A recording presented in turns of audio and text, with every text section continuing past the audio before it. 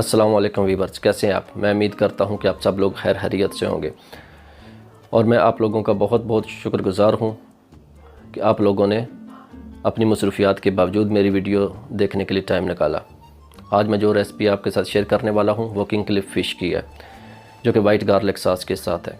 उर्दू में किंगक्लिप फ़िश को सिल्वर या सुरमई फ़िश भी बोलते हैं और मैं उम्मीद करता हूँ कि आपको ये रेसिपी ज़रूर पसंद आएगी। हाँ, अगर आप लोगों ने मेरे चैनल को सब्सक्राइब नहीं किया, प्लीज़ मेरे चैनल को सब्सक्राइब कर लें ताकि मेरी हर नई आने वाली वीडियो बर वक्त आप तक पहुँच सके। आइए रेसिपी शुरू करते हैं।